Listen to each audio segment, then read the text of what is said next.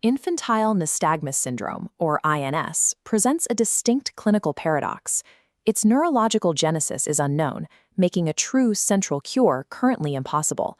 Because we cannot access or repair the central generator causing these oscillations, all medical interventions must operate as forms of compensatory bioengineering.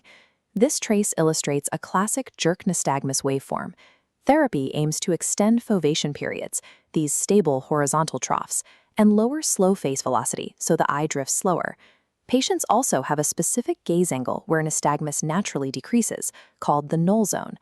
Because this Null zone is frequently eccentric or off-center, patients physically adapt. They adopt severe abnormal head tilts and turns to force their eyes into this stable position while looking straight ahead. The ultimate biomechanical objective for structural therapies is to artificially shift this Null zone directly into the primary position of gaze. Acknowledging our neurological limitations means clinicians must rely entirely on these peripheral mechanical adjustments to restore functional sight and proper posture. Baseline conservative treatments begin by addressing refractive error. INS subjects have a high incidence of significant refractive errors, specifically high width-the-rule astigmatism, making exact corrective lenses a necessary starting point. Version prisms are the standard protocol when a patient's null zone lies within 10 to 15 degrees of their primary gaze. These prisms physically reallocate the visual scene laterally, enabling the patient to view straight ahead without needing to turn their head. They are also highly effective for addressing minor residual head turns following corrective surgery. Vergence prisms take a different approach. They rely on the physiological damping effect that naturally occurs when the eyes converge inward. The precise clinical formulation involves prescribing 7-diopter base-out prisms paired with a -1 diopter sphere lens. The vergence effort induced by the prisms naturally elicits accommodation, which would cause blur. The minus lens neutralizes that accommodation to keep the image sharp. Contact lenses offer another non-invasive option. They provide superior optics and introduce a unique secondary damping mechanism through tactile sensory feedback from the eyelids. While optical devices successfully manipulate the visual system's alignment, they face physical limits. High-powered lenses introduce weight and optical distortion, restricting their use in severe cases.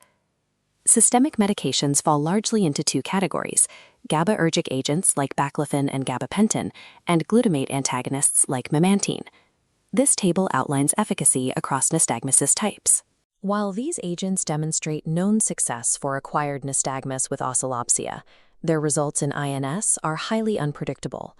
A critical confounding variable in pharmacological trials is general patient sedation. Observed reductions in INS amplitude may reflect overall lethargy rather than a specific dampening of the oscillation. Clinical uncertainties remain regarding optimal dosages and the long-term efficacies for drugs like memantine and gabapentin. The exact neurochemical mechanism by which these agents suppress INS oscillations is still completely unknown. Until the central generator of INS is mapped, pharmacology acts as a systemic blunt instrument, lacking the targeted mechanical control required to reliably manage the condition. Extraocular muscle surgery is the clinical mainstay for INS. It is designed to physically broaden the null region and permanently anchor it in primary gaze.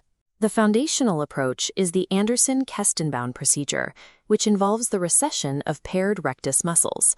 By detaching and moving antagonist muscles backward, surgeons permanently rotate the globe's natural resting position. Vertical recti surgeries are utilized specifically for patients who rely on severe chin depression. This involves the recession of both inferior recti to elevate the resting gaze. To correct associated cyclotorsional effects, the surgeon can slant the insertions of the oblique muscles during the procedure.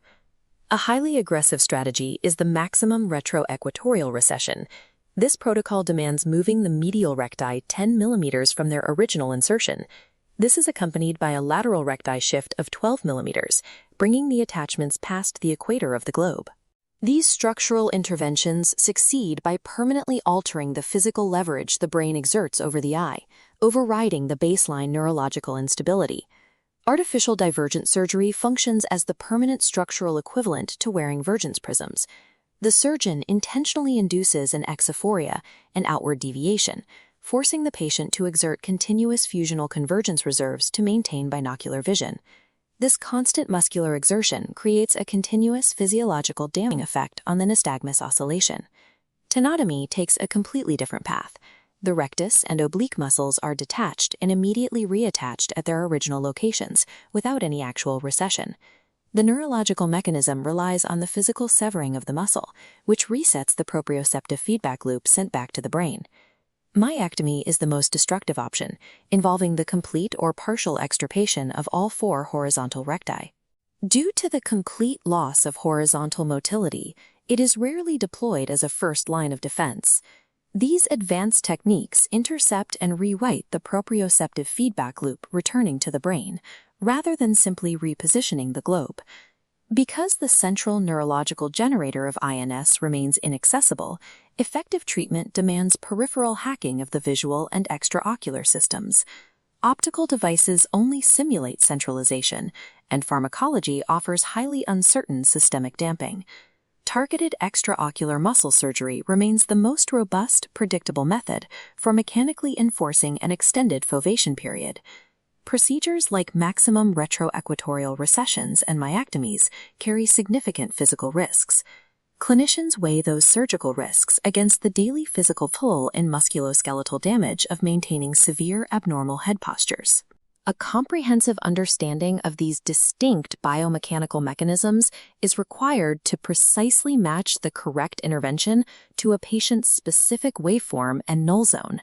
In neurooptometry, mastering these exact physical compensations is the only evidence-based way to force an unstable neurological system into functional stability.